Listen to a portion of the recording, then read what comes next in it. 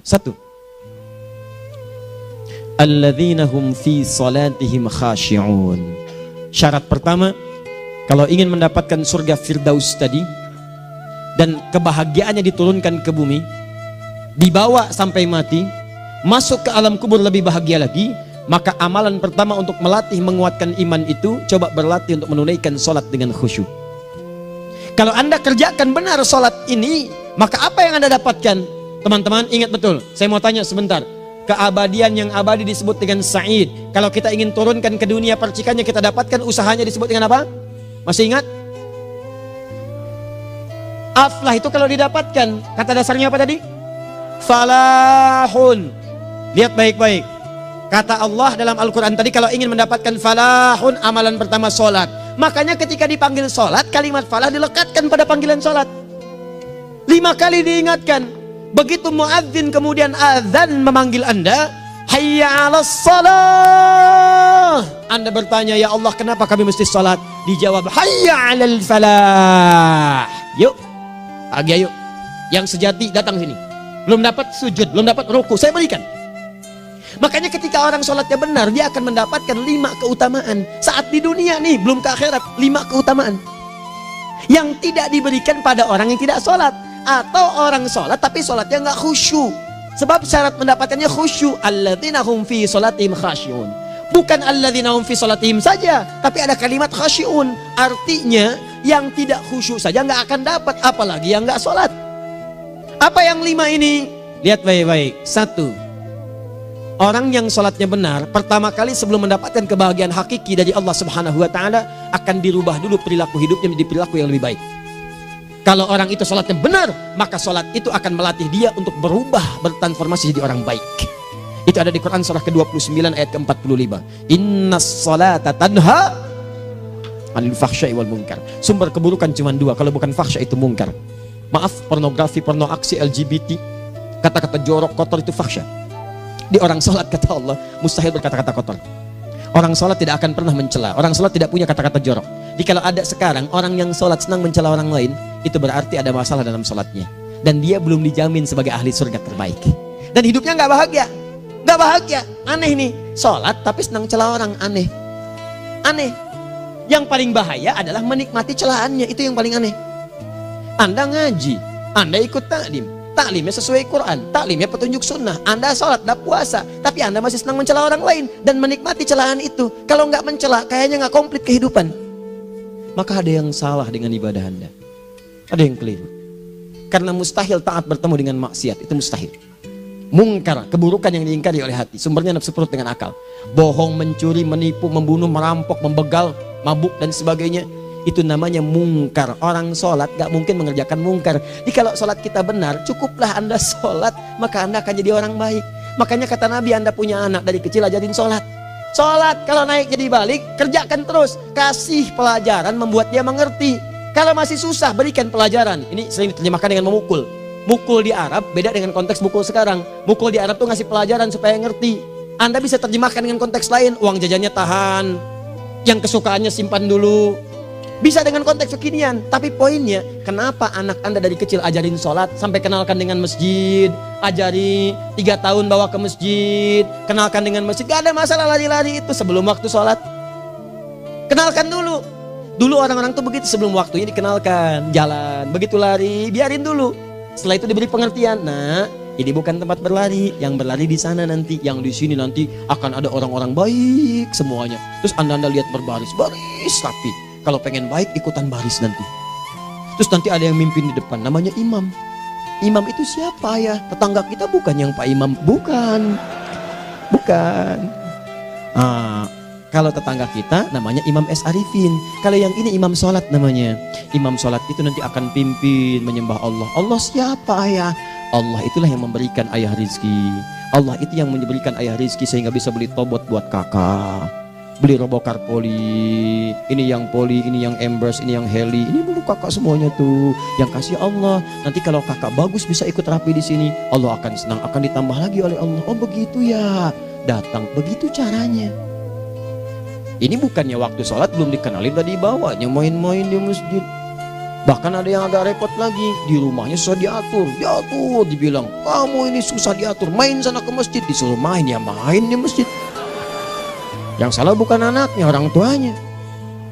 Apa rahasianya anak itu disuruh ke masjid, suruh sholat? Rahasianya, begitu anak itu sholat dengan baik, maka dia akan tumbuh jadi anak baik di kemudian hari. Itu maksudnya. Nah, sekarang saya agak bingung ini, pendidikan TK sekarang salah sih? Enggak, cuma saya agak bingung mikirnya. Ini anak belum diajarin sholat, udah diajarin manasik. Itu bagaimana cara berpikirnya Ferguson? Agak repot saya mikirnya tuh. Ya, walaupun salah sih enggak, cuma saya bingung gitu. Kenapa nggak dikerjakan tahap yang pertama dulu? Tangga itu kan berurutan, nggak bisa Anda lompat langsung ke 5. Kan 1, 2 belum terlewati. Jelas ya? Ah, ini gambarannya. Sholat nih. 1 pasti baik. Jadi kalau sekarang sholat, lisan belum baik, mata belum baik sampai ke kaki, berarti ada yang salah sholatnya tuh. Ada yang nggak tepat. Tangan sembarangan, snack orang ngambil. Awas. Tuh sendal orang, mau wudhu nggak ada sendal, pakai sendal orang. Udah bilang belum? Kehujanan pakai payung orang. Udah bilang belum? Ya kan gampang Ustaz. Ini kan juga mungkin diikhlaskan karena Allah. Ya ikhlas, cuman pakainya belum minjam. Bagaimana kalau sedang pegang payung itu keluar, Anda meninggal? Coba mikirin ke situ. Coba ke kantor. Kalau didorong proyek yang nggak jelas, minta tanda tangan, pikirin dulu bagaimana kalau meninggal. Kemarin saya sama teman-teman artis saya katakan begini, Anda ya, kalau Anda mengaji dengan saya, jangan pernah menerima peran maksiat. Walaupun itu sekedar adegan, tapi itu maksiat. Kalau bayangkan ketika Anda memerankan itu, Anda diwafatkan oleh Allah Subhanahu Wa Taala. Maka demi Allah saya katakan tidak ada faedahnya Anda ngaji sekarang, ngaji besok. Ketika Anda menerima peran itu, Anda wafat dalam keadaan bermaksiat di hadapan Allah Subhanahu Wa Taala. Maka saya pun katakan pada Anda, ayo belajar yang betul. Pahami, bangun sholat, belajar, dalami seperti orang tua kita dulu. Tinggalkan nyontek, budaya yang gak jelas. Rasakan ketika nyontek Anda wafat. Apa yang Anda dapatkan? Di Libya itu, kalau nyontek, di Libya ya, saya pernah sekolah di Libya nih. Itu kalau nyontek, dibiarin aja dulu. Dan rekornya 100% ketahuan. Begitu sudah selesai, cuma jeda 2 jam, langsung ada panggilan. Si Fulan silahkan datang ke kantor. Apa yang disediakan di kantor sudah siap. Anda diberi waktu 2 jam dari sekarang, siapkan beres-beres koper Anda. Di sini tertulis Anda akan pulang. Tiketnya sudah lengkap, dikawal 2 orang. Dituliskan di situ anak ini nyontek gak boleh kembali ke sini. Libya. Gak ada zero tolerance bagi yang seperti itu, keluar. Kami gak terima di sini. Harusnya begitu. Gak ada faedahnya. Yang kita butuhkan amalan dari ilmu, bukan nilai-nilai itu sementara. Gak ada. Sudah. Nah ini akhirnya begini kualitasnya nih. Tertulis di ijazahnya bagus, cum laude, IPK-nya 4, tapi nggak ada aplikasinya. Yang pintar banyak, kita butuh yang baik, pintar yang baik. Sekarang yang pintar banyak, kepintarannya dipakai untuk nipu orang. Itu yang bahaya. Ahli hukum banyak yang dihukum. Ahli ekonomi tidak bisa mengangkat perekonomian. Apa yang salah? Apa yang salah? Ini yang jadi persoalan. Tapi dasar manusia, begitu di sidang mulai pakai peci, pakai baju koko, pakai tasbih, ada yang pakai kerudung. Luar biasa. Nih 2. Orang kalau sholatnya benar, Allah akan berikan ketenangan dalam jiwanya. Tenang hatinya. Jangankan musibah kecil, musibah paling besar pun tenang aja dia. Tenang, dia paham rumusnya. Allahu Akbar. Turun Quran surah ke-13 ayat ke-28. Ala bidzikrillahi tatmainnul. Yakinkan pada dirimu, zikir kepada Allah membuat hati tenang. Di antara turunan zikir amalannya adalah sholat. Dari mana taunya? Quran surah ke-20 ayat ke-14. Innani anallahu la ilaha illa ana fa'budni wa aqimis salata li dzikri. Saya Allah, kata Allah ke Nabi Musa. Tidak ada Tuhan selain saya, sembah saya. Bagaimana menyembahmu ya Allah? Tunaikan salat sebagai zikir kepada saya, zikir. Nah, maka kalau Anda sedang tidak tenang, ayo ke masjid. Banyak zikir itu, baca Quran zikir. Quran surah 15 ayat 9. Inna nahnu nazzalna dzikra. Kami turunkan Al-Quran sebagai zikir. Jadi kalau Anda sedang baca Al-Quran, Anda sedang berzikir. Ibu kalau sedang gak tenang, Bu, gelisah, gak enak, gak usah mengeluh, apalagi bikin status gak karuan. Ibu wudhu, ambil mushaf baca. Begitu sedang baca ada ketenangan dalam jiwa. Berdoa, zikir. Kalau sedang gak tenang, besok ada proyek, doa dulu. Doa itu memberikan ketenangan. Makanya doa disebut dengan zikir. Quran surah ke-7 ayat 205. Wadhkur rabbaka fi nafsika tadarruan wa khifatan wa dunal jahri minal qaul. Ayo berzikir, minta kepada Allah dengan segenap jiwamu, mohon dengan penuh ketawaduan. nanti ketenangan diberikan. Menghafal Quran, baca itu zikir. Quran surah ke-54 ayat 17, 22, 32, 40. Walaqad yassarnal Qur'ana lidzikri fahal min muddakir. Menyebut nama Allah, Al-Asmaul Husna itu zikir. Sedang ada persoalan, ya Allah, ya Allah, ya Allah, ya Rahman, ya Rahim, ya Malik, ya Qudus, ya Allah, ya Allah, ya Allah, ya Allah. Zikir. Dalilnya Quran surah kedua ayat 152. Fadhkuruni azkurkum. Sebut namaku, zikir. Apapun akan mengingatmu. Gimana menyebutnya? Ditafsir di Quran surah 17. Ayat keberapa? 110. Qulidullah awid rahman ayyamma tad'u falahul asmaul husna. Sebut nama Allah. Itu menenteramkan pada jiwa. Sedangkan sholat gabungan dari semua zikir tadi. Bukankah dalam sholat Anda baca Al-Quran? Bukankah dalam sholat Anda menghafal Al-Quran? Bukankah dalam sholat Anda berdoa? Bukankah dalam sholat Anda istighfar? Anda mohon digabungkan semua itu. Amalan sholat menggabungkan semua jenis zikir. Masa Anda nggak tenang juga? Makanya sholat, jangankan sholat ya, tempat sholat itu yang menenangkan. Tempat sholat, tempat paling tenang di muka bumi. Kalau nggak percaya silahkan ya, Anda sebelum masuk ke Istiqomah ini, begitu Anda masuk kan perasaannya beda kan?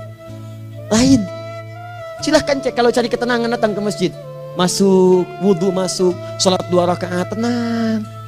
Dekat kipas angin, saking tenangnya, plak, ngantuk tidur. Beneran. Enak. Makanya saat Ramadan kalau orang pengen cari ketenangan, lihat. Di perusahaan-perusahaan penuh tuh musola, pada tidur. Ya, mengamalkan hadis palsu. Ya, dia musoim ibadah, tidurnya orang puasa ibadah, hadis palsu. Nah, itu teman-teman. Itu gambarannya tiga. Orang yang salatnya khusyuk benar, itu dijamin langsung oleh Allah Subhanahu wa taala akan dimudahkan semua urusan hidupnya termasuk rezekinya. Ini yang saya katakan. Jadi saya katakan tadi, di akhirat ini, di surga, rezeki tinggal ngambil. Anda kalau benar sholatnya, itu langsung dijanjikan oleh Allah. Rezeki itu nggak perlu Anda banyak pikirkan. Ikhtiar sedikit, datang. Bahkan dari sisi yang tidak Anda duga. Apa dalilnya? Quran surah ke-65 ayat 2 dan 3. Ditafsir di Al-Baqarah ayat 2 dan 3. Wa may yattaqillaha yaj'al lahu makhraja. Ada orang yang meningkatkan takwanya kepada Allah, kami mudahkan urusan hidupnya. Setiap persoalannya diberikan jalan keluar, mudah.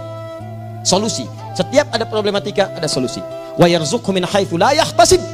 Dan kalau dia ingin mendapatkan rezeki, bahkan kami kirimkan dari sisi yang tidak dia duga. Orang lain capek ini datang lagi, tawaran proyek datang lagi. Utsman tuh Masya Allah kayanya banyak, tapi yang paling dirindukan bukan saat mendapatkan peningkatan omsetnya, yaitu saat dia mendapatkan waktu khusus dengan Allah untuk sholat malam hari, sampai-sampainya sempat sholat tahajud sampai khatam Al-Quran. Abdurrahman bin Auf demikian, Tamim Ad-Dari demikian, sholat karena tahu sholat itu meningkatkan rizki. Karena tahu kuncinya ada di situ, Allah yang punya rizki, disebut dengan Razak, pemilik rizki. Maka saya harus punya hubungan dekat dengan Allah. Kalau sudah punya hubungan dekat, mau apa aja gampang. Belum minta, udah diperhatikan. Silahkan cek, Anda punya hubungan baik dengan bos Anda di kantor. Ya, sebelum Anda minta, beliau udah pikirin tuh. Telepon bendahara, dia udah ngambil belum gajinya? Belum Pak, tambahkan bonus sekian. Kenapa? Karena dia mengawasi Anda. Allah maha tahu dibandingkan dengan bos Anda. Mendekat kepada Allah, semua diperhatikan oleh Allah.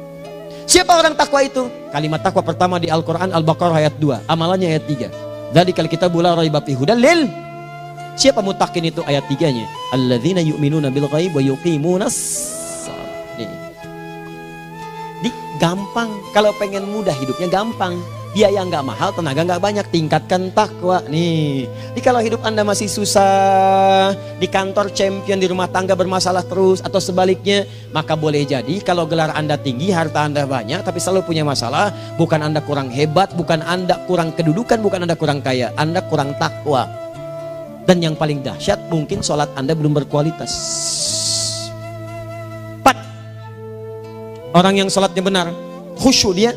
Bahkan saat sholat itu kalau dia minta, maka seketika doanya akan dikabulkan. Tanpa diskusi, langsung seketika. Contoh, Quran surah ketiga ayat 38 sampai 39. Demi Allah saya katakan, Nabi Zakaria punya masalah, masalahnya pelik. Sudah berumah tangga, istrinya divonis monopos, maaf bahkan mandul. Gak mungkin punya keturunan. Maka apa yang beliau kerjakan? Secara singkat beliau sholat. Begitu sholat minta kepada Allah. Hunalika da'a Zakaria rabbah. Di mihrab itu beliau bermohon kepada Allah. Bermohonnya sambil sholat. Qala rabbi habli min ladunka dzurriyyatan thayyibah innaka sami'ud du'a. Ya Allah, mereka katakan saya nggak mungkin punya keturunan. Sekarang saya ingin katakan, ya Allah, saya hanya minta darimu saja, saya nggak akan dengarkan mereka. Ya Allah, mohon Engkau maha mendengar, ya Allah. Maha mendengar doa saya. Kalau kepada yang maha mendengar aja nggak mengabulkan, kepada siapa lagi saya mesti minta? Apa yang terjadi? Fanadatul malaikat wa huwa qa'imun yusolli fil mihrab. turun malaikat mengabarkan, sedangkan beliau masih sholat, belum selesai dalam sholatnya. Sholat khusyuk itu belum selesai sholat aja dikabulkan, doa sudah turun. Sholatnya belum selesai, doa sudah dikabulkan. Annallaha yubashshiruka bi Yahya. Allah kasih kabar gembira, doa kamu didengar, dikabulkan, kamu akan punya anak, namanya langsung dari Allah Yahya, artinya hidup yang mustahil menurut manusia. Lahir seorang dari rahim perempuan yang menepus dan mandul, bayi yang hidup, kata Allah nggak ada yang mustahil bagiku, jadi dan jadi dia. Berita baiknya, Nabi Zakaria sholat dikabulkan. Umat Nabi Muhammad sebelum sholat sudah ditunggu oleh Allah, mau minta apa aku kabulkan sekarang. Hadisnya qudsi, saya bacakan. Hadatsana qala Rasulullah sallallahu alaihi wasallam, qala Allahu azza wa jalla, qasamtu shalah baini wa baina abdi. Kata Allah, saya bagi dua ya salat antara aku dengan hambaku. Wali abdi ma sa'ala. Kalau hambaku benar salatnya, aku berikan apapun yang dia minta sekarang. Idza qala al-abdu alhamdulillahi rabbil alamin. Bagian pertama, kalau hamba benar dibaca Al-Fatihahnya dari alhamdulillahi rabbil alamin, kalau Allah azza wa jalla dijawab oleh Allah, hamadani abdi, hambaku sedang memujiku. Wa idza qala ar-rahmanir rahim, jika hambaku berkata ar-rahmanir rahim, qala Allah azza wa jalla asna alayya abdi, hambaku sedang menyanjungku. Wa idza qala maliki yaumiddin, qala Allah azza wa jalla majjadani abdi, kalau hambaku mengatakan maliki yaumiddin, kata Allah hambaku sedang mengagungkanku. Perhatikan sekarang. Wa idza qala al-abdu iyyaka na'budu wa iyyaka nasta'in, jika hambaku berkata sekarang, ya Allah, kami sekarang ibadah, sholat menyembahmu, dan kami sekarang sedang punya masalah, kami hanya minta tolong kepadamu ya Rabb. Apa jawabannya?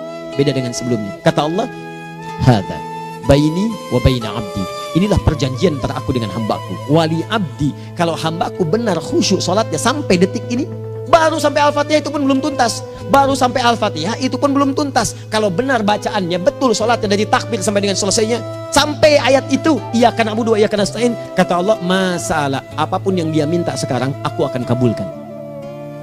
Besok saya kasih rahasia yang di KBP, ada awal pembuka di awal sebelum Al-Fatihah yang kalau anda benar bacanya itu pengantar kepada pengabulan doa di Al-Fatihah. Apa itu? Besok. 5. Yang kelima ini yang paling diharapkan, dan ini penutup dalam kajian kita malam ini. Teman-teman sekalian, perhatikan baik-baik. Jika anda benar mengerjakannya, maka Allah akan jamin langsung anda akan mendapatkan kesuksesan dan kebahagiaan di semua aktivitas anda. Kalau jadi suami, suami yang sukses, rumah tangga yang bahagia. Kalau jadi pegawai, pegawai yang sukses, dan di kantor bahagia. Masih ingat? Kesuksesan yang menghadirkan kebahagiaan, konteksnya dunia disebut dengan falah, dipegang disebut dengan aflah. Dikembalikan lagi ke atas, ke surah ke-23 ayat 1 dan 2. Qad aflahal mu'minun. Apa amalannya? Alladzina hum fi salatihim khashi'un. Persoalannya, kalau anda sholat belum mendapatkan satu di antara 5 ini, apa masalahnya? Pertama masalahnya, kata Al-Quran, boleh jadi yang sholat itu belum khusyuk. Apa itu khusyuk? 2 maknanya, dan saya tutup di sini. Apa yang 2 itu? 1, kebanyakan orang sholat masih membawa dunia dalam sholatnya. Makanya kalau pengen khusyuk, kata Allah, maka anda rasakan akan bertemu Allah. Rumusnya Quran surah kedua ayat 45 sampai 46. Rasakan secara singkat, mungkin itu sholat terakhir yang anda akan kerjakan dalam kehidupan. Mungkin di sholat itu anda wafat. Kata Allah, alladzina yadhunnuna annahum mulaqu rabbihim. Orang khusyuk itu sudah kelihatan dari sebelum sholat, dia sudah merasa persiapan menghadap Allah. Persiapan ke manusia aja, dia sudah siap-siap, mandi dulu, ganti pakaian, pakai parfum, macam-macam dan sebagainya, hanya memenuhi undangan manusia. Allah mengundang anda 5 kali dalam sehari. Ya maaf, mengabulkan doa anda, mencukupkan kebutuhan, menyembuhkan kalau sakit, disiapkan anda. Harusnya apa? Penampilan sempurna. Kata Quran, orang khusyuk itu kelihatan sebelum sholat, pakaiannya kelihatan. Quran surah 7 ayat 31, ya bani Adam khudhu zinatakum inda kulli masjid. Hai anak cucu Adam, kalau tiba panggilan dari masjid, kenakan pakaian terbaikmu. Di anak cucu Adam tuh kelihatan. Kalau orang khusyuk, begitu adzan kelihatan pakaiannya lain. Pakaiannya indah. Khudhu zinatakum, kenakan pakaian terbaikmu. Dipakai, bertemu Allah. Bertemu manusia aja pakaian bagus-bagus. Ini aneh ya, ada orang salah ibadah aja. Orang salah ibadah pakaiannya bagus-bagus. Lihat nih hari-hari tertentu, besok tuh orang mau ke tempat masing-masing tuh. Ada yang pakai jas, pakai dasi, pakai batik, pakai kebaya. Anaknya dibawa, dikuncir 2, bawa manisan macam-macam. Mau salah ibadah aja, tampilan bagus. Masa antum yang benar ibadahnya nggak bagus? Bedakan. Pakaian futsal, pakaian sholat ganti dengan yang sholat. Ini gimana pakaian sholat pakai pakaian futsal? Depannya gambar Messi, belakang Ronaldo. Ah, repot. Malaikatnya juga bilang, kamu salah baju, harusnya Luka Modric.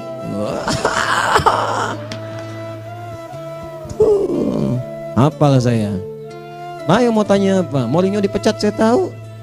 Lagi nganggur sekarang, ditawarin Benfica dia nggak terima. Sekarang jadi dia komentator di BeIN Sport. Nanti sebentar lagi dia akan komentar di laga Saudi dengan Qatar dan komentar laga Arsenal dengan Ipswich. Digantikan oleh Solskjaer. Dia super sub dulu. Ya, super sub.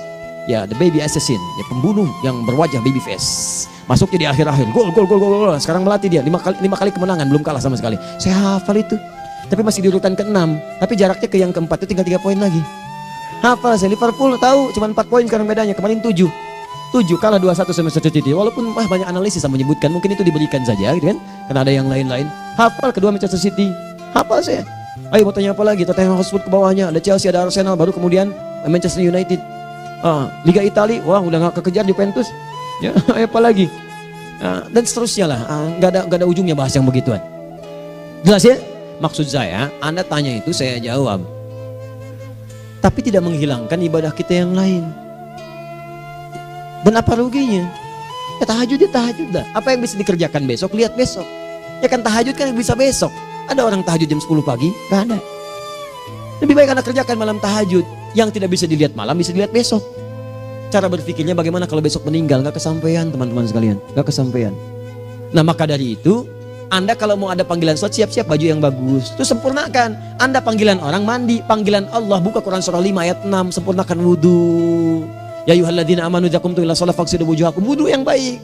Berpakaian yang rapi. Kenapa? Karena boleh jadi saat dipanggil Anda wafat saat itu. Maka wafat Anda dalam keadaan yang suci, dengan keadaan tobat, dengan pakaian terindah pada saat itu.